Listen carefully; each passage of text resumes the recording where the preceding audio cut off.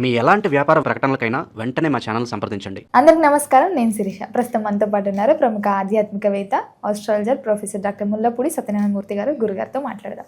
గురుగారు నమస్కారం. నమస్కారం మా శిరీష. గురుగారు, సహజంగా అందరూ నక్షత్రాలు చూసుకుంటుంటారు. చూస్తే మనకి 27 నక్షత్రాలు ఉన్నాయి. ఈ నక్షత్రంలో పుట్టిన వారు చాలా అదృష్టవంతులు, ఈ నక్షత్రంలో పుట్టిన వాళ్ళు మిశ్రమ ఫలితాలు ఉంటాయని. సో ముఖ్యంగా చూసుకుంటే మరి ఈ 27 నక్షత్రాలలో ఏ నక్షత్రంలో పుట్టిన వారికి అదృష్టవంతులు అవుతారు? 27 నక్షత్రాలకి ఒక్కొక్క స్పెషాలిటీ ఉంటుంది. ఎవరి ప్రత్యేకత వాళ్ళదే. డాక్టర్లు అవ్వాలంటే అశ్విని నక్షత్రంలో పుట్టాలి.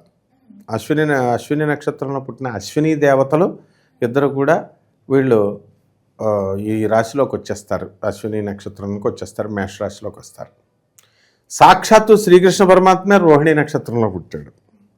శ్రీరామచంద్ర ప్రభు పునర్వసు నక్షత్రంలో పుట్టాడు. కలియుగ దేవుడైనటువంటి వెంకటేశ్వర స్వామి వారు శ్రవణ నక్షత్రంలో పుట్టారు. అమ్మవారు మూలా నక్షత్రంలో పుట్టింది, సరస్వతీదేవి. మరి ఏ నక్షత్రం గొప్పదని చెప్తాం? కాబట్టి అన్ని నక్షత్రాలు గొప్పవే. అయితే ప్రత్యేకించి మనకి 2 నక్షత్రాలు 3 నక్షత్రాలు మహా గొప్పవన్నమాట. ఇప్పుడు సీఎం జయలలిత అయింది. జయలలిత యొక్క నక్షత్రం, ఆమె మా గురువు కాబట్టి చెప్తున్నాం, తమిళనాడు హీరోయిన్. ఒక రంగాన్ని ఊపేసింది, తెలుగు రంగాన్ని, కన్నడ, తమిళ అంతా ఊపేసి సీఎం అయిపోయింది ఏకంగా. తమిళనాడుకి నిరాఘాడంగా పరిపాలించింది. ఒక్క ఓటు తక్కువతో వాజ్పేయి ప్రభుత్వాన్ని పడగొట్టేసింది. అంటే అంత ఐరన్ లేడీ. మూలా నక్షత్రం. అటువంటి గొప్ప నక్షత్రాన్ని పట్టుకొని ఇప్పుడున్నటువంటి జ్యోతిష్కులు ఏం చెప్తారంటే, మూలా నక్షత్రంలో చేస్తే మూలనున్న ముసలమ్మ ఫట్టు అంటారు. భయపడిపోయారు. ఒక ఆయన అయితే మాకు తెలిసినటువంటి బిల్డర్ గారు, నా స్నేహితుడు, వాళ్ళ అబ్బాయికి పెళ్లి చేస్తున్నప్పుడు మా పెళ్లి కూతురికి మూలా నక్షత్రం సంబంధం చూస్తే, బాబాయ్ మూలా నక్షత్రం వచ్చింది సార్, కొంపతీసి మాంగారు చచ్చిపోతాడంటే నేను పోతానా అని అడిగేవారు. అంటే అంత ఇదిగా మూఢనమ్మకాలు స్ప్రెడ్ చేస్తారు. అత్యంత శక్తివంతమైనటువంటి నక్షత్రం మూలా నక్షత్రం. దీంట్లో చంద్రహాసుడు పుట్టాడు. ఆ చంద్రహాసుడు రాజయ్యాడు. రాజయ్యి ఆయన బ్రహ్మాండంగా పరిపాలించి మంచి కీర్తి ప్రతిష్టలు తెచ్చుకున్నాడు. ఇలా పాము, చంద్రహాసుడు ఇలా పుట్టినప్పుడు పాము ఇలాగ పడగ పట్టిందనమాట. మూలా నక్షత్రం కేతువుకు సంబంధించింది. తర్వాత 2వ నక్షత్రం ఆశ్లేష నక్షత్రం. ఇది చేసుకుంటే అత్తగారు టపి అని పుకారులు పెట్టారు మనవాళ్ళు. మూలనున్న మా ముసలమ్మేమో అక్కడ పెట్టారు ముసలోళ్ళకని. అసలు ఆశ్లేష నక్షత్రం వాళ్ళు వస్తే అత్తగారు టపి అనగానే అందరి గుండెల్లో బాబాయ్ చేసుకుంటే ఈ అమ్మాయి ఏంటి అని భయం పెడుతున్నారు. ఆశ్లేష నక్షత్రంలో ఉన్నటువంటి కర్కాటక రాశికి వస్తుంది. ఇందాక చెప్పిన మూలా నక్షత్రం ధనుస్సు రాశిలోకి వస్తుంది. ఈ ఆశ్లేష నక్షత్రంలో పుట్టినటువంటి వాళ్ళు వర్క్ మైండెడ్ ఉంటారు, డ్యూటీ మైండెడ్. ఎంతసేపు కూడా వర్క్ విషయంలో బ్రహ్మాండంగా చేస్తారు, చదువుల్లో సక్సెస్ అవుతారు, మంచి ఉద్యోగం, కెరీర్, వాళ్ళు ఏ ఉద్యోగం చేసినా కూడా అందంగా బ్రహ్మాండంగా చేస్తారనమాట. కాబట్టి ఈ యొక్క ఆశ్లేష నక్షత్రం బ్రహ్మాండంగా వీళ్ళకి ఇదైద్ది, పవర్ఫుల్ నక్షత్రం. ఇక 3వ నక్షత్రము జ్యేష్ఠ నక్షత్రం. జ్యేష్ఠ నక్షత్రం అంటేనే అందరు హడిలిపోతారు ఒక్కొక్కసారి. బావగారికి గండం జ్యేష్ఠ నక్షత్రం. బావగారు టెపి అంటారని చెప్పేసి ఇంటికి పెద్దగా ఉన్నటువంటి వాడిని ఇచ్చి చేసేయమంటారు. సపోజ్ ఆ అమ్మాయి పెళ్లి చేసుకునే వాళ్ళు 2 అన్నదమ్ములు ఉన్నారనుకో, చిన్నోడికి ఇస్తే పెద్దవాడు ఎదగడు, ఇంకా డెవలప్మెంట్ ఉండదు, అవసరమైతే బావగారు కూడా టెపిమని పోతారని పుకారు లేపారు. కాబట్టి దీనికి ఏంటంటే మనకు మూలము ఈ యొక్క జ్యేష్ఠ నక్షత్రం కూడా చాలా పవర్ఫుల్ నక్షత్రము. దీంట్లో మనం 40 సంవత్సరాలు దాటిన తర్వాత వీళ్ళు సెటిల్ అవ్వడం జరుగుతుంది. ఏ నక్షత్రాలకైతే శాంతులు ఎక్కువగా ఉంటాయో అటువంటి నక్షత్రాలని మనం వెరీ పవర్ఫుల్ నక్షత్రాలుగా మనం చెప్పుకుంటాం. ఇప్పుడు నేను చెప్పిన 3 నక్షత్రాలకి శాంతులు ఉన్నాయి. అలాగే రోహిణి ఇలాగా. అంటే మిగతా నక్షత్రాలకు అన్నిటికీ కూడా శాంతులు లేవు పుట్టినప్పుడు. శాంతులు లేనప్పుడు అంటే రిస్క్ లేదు, చప్పగా ఉంటాయి. కిక్ ఉండాలి. రవితేజ ఒక సినిమాలో ఏమంటాడు, కిక్, సినిమా పేరే కిక్ ఏమో కదా, అందులో ఏదన్నా ఉంటే కిక్ ఉండాలని చెప్పేసి పెళ్ళి లేపుకెళ్ళిపోతుంటే వాళ్ళకి వెళ్ళి చెప్తాడు, ఇదిగో ఈ పెళ్ళి ఇక్కడ చేసుకోమని వీళ్ళకి చెప్తాడు.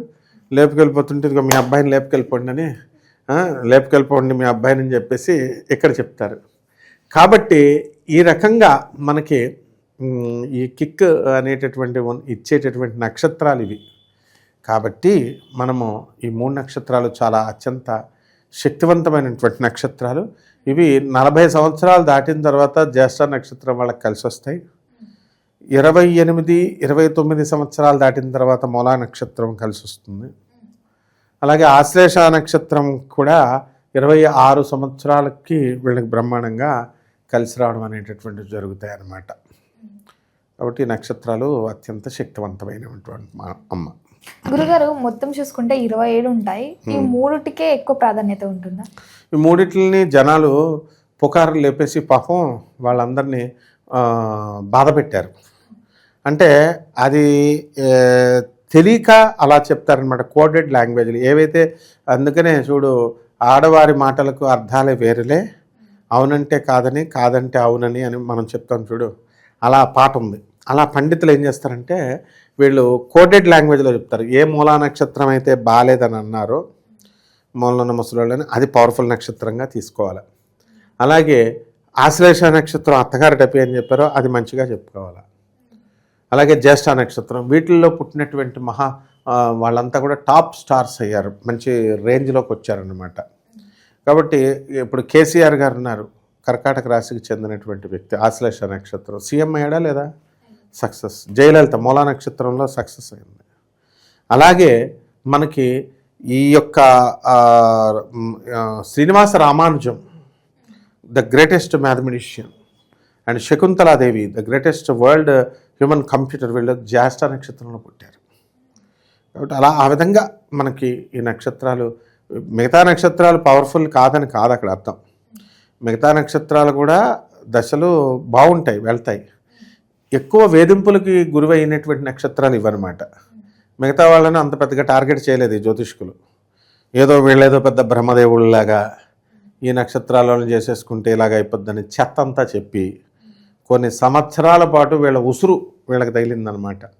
కాబట్టి ఆ నక్షత్రాలను ప్రాక్టికల్గా మనం అబ్జర్వ్ చేస్తాం. కాబట్టి ఇప్పుడు మనం చెప్పిన పేర్లతో ఈ నక్షత్రాలని ద మోస్ట్ పవర్ఫుల్ నక్షత్రాలుగా శాస్త్రం చెప్పింది. అందువల్ల మిగతా నక్షత్రాలు మా నక్షత్రాలు చెప్పలేదు ఇతను అని బాధపడాల్సిన అవసరం లేదు. ప్రతి నక్షత్రము పవర్ఫుల్లే. ప్రతి నక్షత్రం కూడా దశ ఎంత బాగాలేకపోయినా గ్రహాలు అనేటటువంటివి కొన్ని చోట్ల శత్రుక్షేత్రాల్లో లేకుండా కొన్ని బలమైనటువంటి యోగాల్లో పుడతారు. సాక్షాత్తు శ్రీకృష్ణ పరమాత్మకే 4 గ్రహాలు చాలా ఉచ్చ స్థితిలో ఉన్నాయి.